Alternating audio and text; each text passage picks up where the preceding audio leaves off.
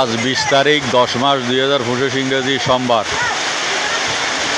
3:30টার পর অজোর বৃষ্টি আমাদের রাজানগরে।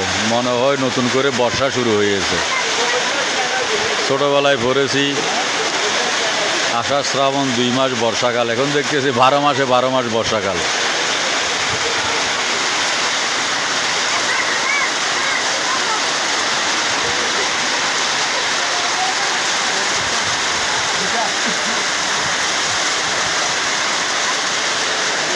গাড়ি রাস্তার উপর রেখে একটি চা দোকানে বৃষ্টির জন্য আশ্রয় নিলাম কিছুক্ষণের জন্য।